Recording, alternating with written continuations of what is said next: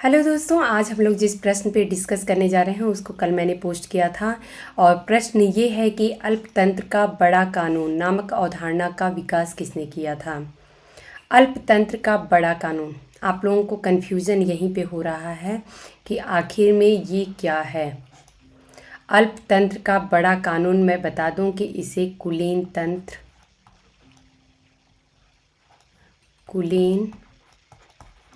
तंत्र का लौह नियम भी कहते हैं। अब उम्मीद है कि आप लोगों का ये जो डाउट है वो क्लियर हो जाएगा कि ये विचारक कौन से हैं। कुलीन तंत्र का लौह नियम, या फिर इसी को इंग्लिश में कहते हैं आयरन लॉ ऑफ ओलिगार्ची। ये टर्म जो है वो आप लोग याद रखिएगा। अभी उम्मीद है कि आप लोगों को 99% क्लियर हो चुका होगा कि ये विचारक कौन है और आयरन लॉ ऑफ ओलिगार्ची किसने दिया है। इसको मैं हिंदी में भी लिख देती हूँ। आयरन लॉ ऑफ ओलिगार्ची, ये आप लोग ध्यान रखिएगा।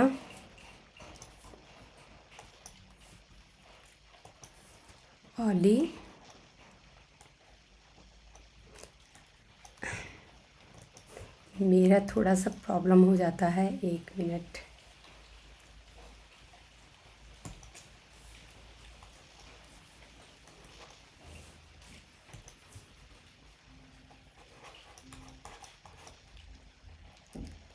ओलिगार्ची, आयरन लॉ ऑफ ओलिगार्ची या फिर कुलीन तंत्र का लौह नियम, इस अवधारणा का विकास किसने किया था। प्रश्न को आप लोग ध्यान से देखा करिए।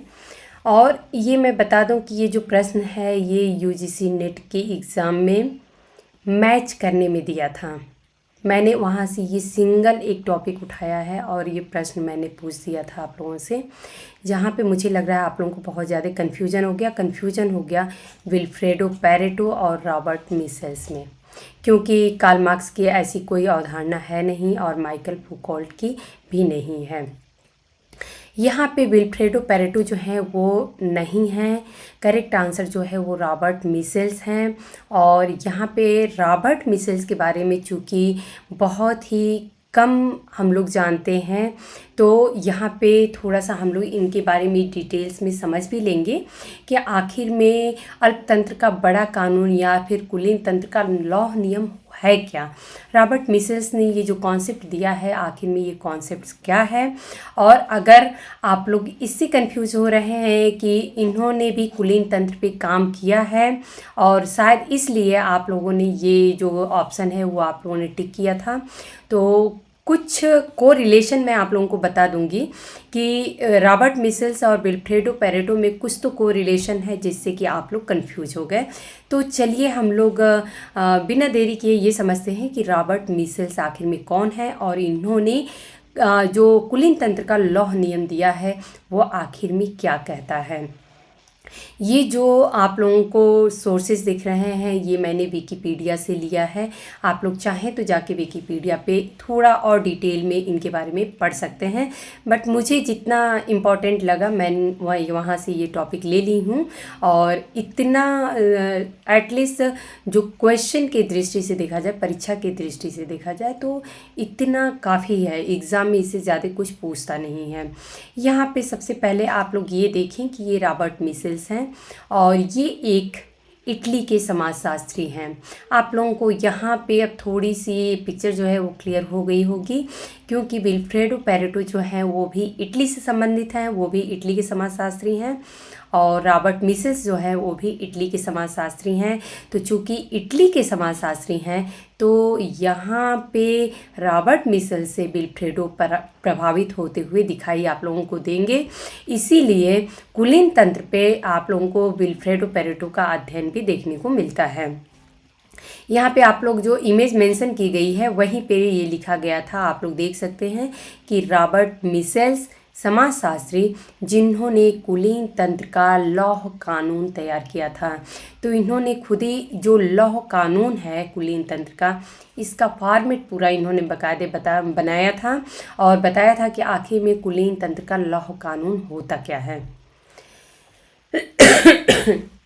सॉरी। तो चलिए हम लोग बिना देरी किए इसको समझते हैं कि आखिर में ये कॉन्सेप्ट क्या है। एक एक लाइन बहुत ज़्यादा इम्पॉर्टेंट है, आप लोग इसको समझिएगा। रॉबर्ट मिसल्स के सिर्फ इतने से कॉन्सेप्ट को यदि आप लोग समझ जाते हैं तो इससे संबंधित कोई भी क्वेश्चन आएगा तो मुझे लगता है कि आप लोग अटेम्प्ट कर लेंगे। कुलीन तंत्र का लौह कानून एक राजनीतिक सिद्धांत है। ये आप लोग ध्यान रखिएगा कि ये एक राजनीति के आधार पे ये सिद्धांत फॉर्म किया गया था या दिया गया था, जिसे सबसे पहले जर्मन में जन्मे, इनका जन्म तो जर्मनी में हुआ था लेकिन ये इतालवी समाजशास्त्री रॉबर्ट मिसल्स ने अपनी पुस्तक 1911 में ये पुस्तक प्रकाशित होती है और पुस्तक का नाम है पॉलिटिकल पार्टीज। तो यहाँ पे आप लोगों को सेकेंड फैक्ट ये मिल रहा है कि 1911 में इनकी पुस्तक जो है पॉलिटिकल पार्टीज है। इसी में इन्होंने कुलीन तंत्र का लौह नियम कानून जो है वो विकसित किया था। तो यहाँ पे एक क्वेश्चन और बन के तैयार होता है कि जो रॉबर्ट मिसल्स के द्वारा कुलीन तंत्र का लौह कानून बनाया गया था वो उसकी चर्चा इनकी किस पुस्तक में है, तो ये है पॉलिटिकल पार्टीज।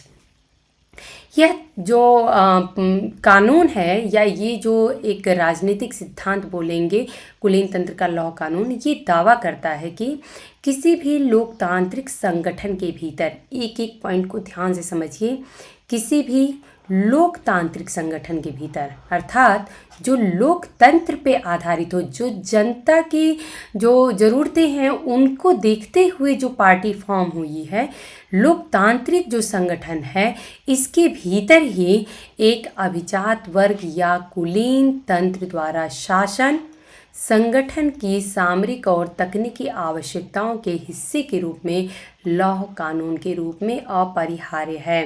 अर्थात कुल मिला के मैं सीधे बता दूं तो रॉबर्ट मिसल्स ये कहते हैं कि जो भी इन्होंने ऐसा पाया था कि अमेरिका में जो समाजवादी पार्टियां थीं अर्थात जो समाज के मुद्दे को लेके अपना अस्तित्व बनाई थीं, वो धीरे धीरे जैसे जैसे विकसित होती गई, उनमें कॉम्प्लिकेशन आती गई, जटिलता बढ़ती गई, तो फिर उसमें देखा गया कि उसका स्वरूप बदल गया और वो एक अभिजात वर्ग के रूप में फॉर्म हो गया या स्वरूप उसका ले लिया, या फिर उसमें से कुछ ऐसे लोग थे जो कि एक कुलीन तंत्रों के द्वारा ही शासन चला पाते थे।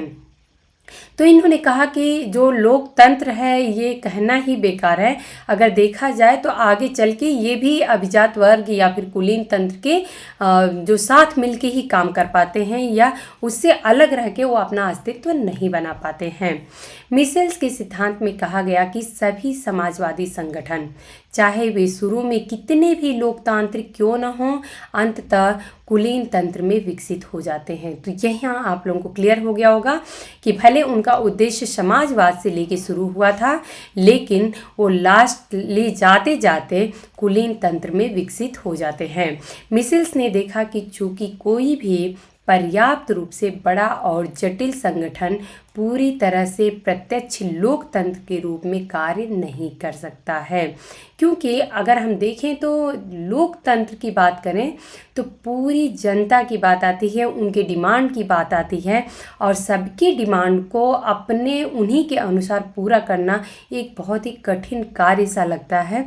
तो वहाँ पे अगर देखा जाए तो एक डिक्टेटरशिप टाइप की या फिर उसी में कुछ ऐसे लोग होंगे जो डिक्टेट करेंगे कि नहीं ये काम ऐसे ही होना चाहिए, हम सभी के हितों को देख के कैसे चल सकते हैं।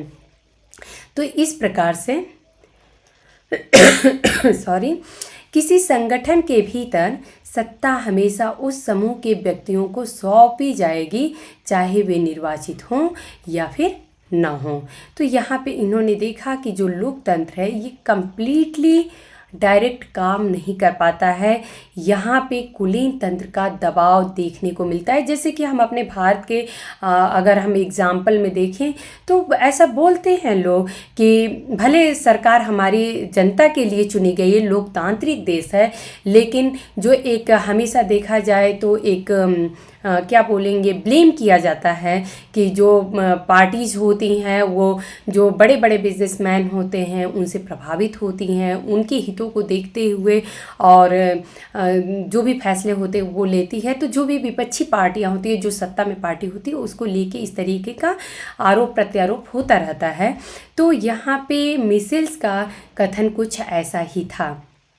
जैसा कि उन्होंने राजनीतिक दलों में कहा है, ये उनका कथन है, ये आप लोग ध्यान रखिएगा, क्योंकि हो सकता है कि आगामी परीक्षा में ऐसा पूछा जा सकता है।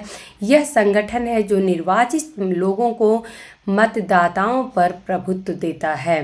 तो यह जो संगठन होता है, कुलीन तंत्र की बात हो रही है, तो यह ऐसा एक संगठन होता है जो निर्वाचित लोगों को मतदाताओं पर प्रभुत्व देता है।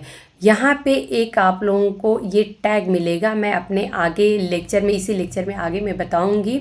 यहाँ पे ये पूछा जा सकता है कौन कहता है संगठन, कहता है कुलीन तंत्र। तो ये एक बोलेंगे कि कोट टाइप का है, कथन टाइप का है। ये रॉबर्ट मिशेल्स के द्वारा दिया गया था। 1911 में अपने तर्क को स्थापित करने के लिए, लोकतांत्रिक तरीके से काम करने के लिए संघर्ष कर रहे राजनीतिक दलों और ट्रेड यूनियनों के उपाख्यानों का उपयोग करते हुए मिशेल ने प्रतिनिधि लोकतंत्र के लिए इस कानून के आवेदन को संबोधित किया। उन्होंने आगे कहा, यहाँ पे आप लोग ध्यान रखिएगा, ये उनका कथन है, तो इसलिए आप लोग ज़रूर नोट डाउन कर लीजिएगा और आप लोग भी याद रखिएगा। ऐतिहासिक विकास उन सभी रोग निरोधी उपायों का उपहास करता है जो कुलीन तंत्र की रोकथाम के लिए अपनाए गए हैं। तो जो ऐतिहासिक विकास है, इतिहास से ही हमें जो विकास देखने को मिल रहा है, वो उन सभी रोग निरोधी उपायों का उपहास करता है, अर्थात उसको नज़रअंदाज करता है, जो कि कुलीन तंत्र की रोकथाम के लिए अपनाए गए हैं। अर्थात कुलीन तंत्र जो है वो नहीं रुक सकता है। इनका कहने का अर्थ ये था। अगर इसकी हिस्ट्री की बात करें तो थोड़ा सा हम लोग समझ लेते हैं कि 1911 में रॉबर्ट मिशेल्स ने तर्क दिया कि विरोधाभासी रूप में यूरोप की समाजवादी पार्टियां अपनी लोकतांत्रिक विचारधारा और जन भागीदारी के प्रावधानों के बावजूद पारंपरिक रूढ़िवादी पार्टियों की तरह ही अपने नेताओं पर हावी होने लगती हैं।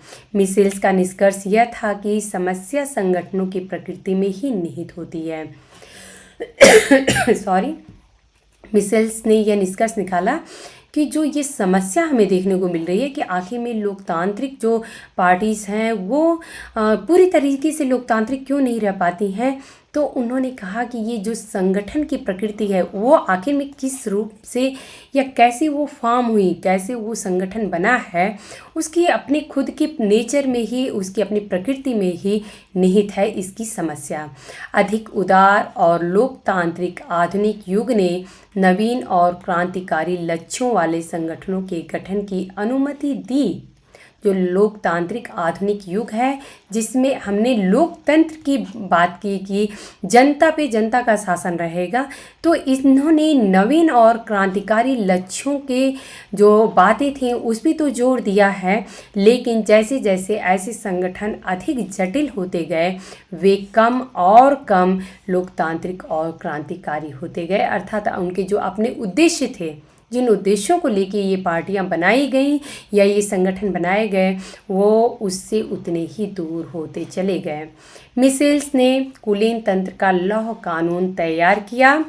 ये जो कोड था, ये कानून ही क्या है, ये है कि कौन कहता है संगठन, कहता है कुलीन तंत्र। ये आप लोग ज़रूर ध्यान रखिएगा। मैं यहाँ पे वेरी इम्पॉर्टेंट मैं लगा देती हूँ कि ये किसी भी आगामी परीक्षा में पूछा जा सकता है कि कौन कहता है संगठन, कहता है कुलीन तंत्र। ये कथन किससे संबंधित है या ये जो कोट है वो किससे संबंधित है। तो आप लोग यहाँ पे कुलीन तंत्र देख के फिर से विल्फ्रेडो पैरेटो से कंफ्यूज नहीं होइएगा।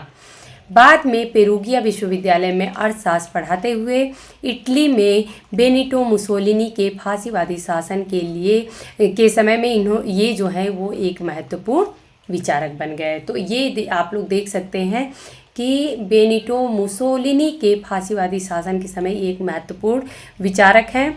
और मैं आप लोगों को ये बता दूं कि जब मैं इग्नू सीरीज़ में हम लोग विल्फ्रेडो पैरेटो को पढ़ते हैं तो वहाँ पे भी आप लोगों को मुसोलिनी की चर्चा होगी कि विल्फ्रेडो पैरेटो भी जो थे वो मुसोलिनी से किस प्रकार से प्रभावित थे और किस प्रकार से उनके शासन के साथ उनका क्या संबंध रहा है।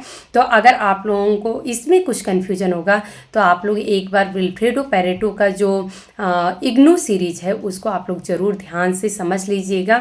आप लोगों को फिर जो रॉबर्ट मिसेल्स और विल्फ्रेडो पैरेटो से संबंधित कन्फ्यूजन है वो दूर हो जाएगा। तो उम्मीद है दोस्तों कि आज का जो क्वेश्चन था वो आप लोगों को बहुत ही अच्छे से समझ में आ गया होगा और अब से इस क्वेश्चन में कम से कम कन्फ्यूजन नहीं रहेगा। Thank you.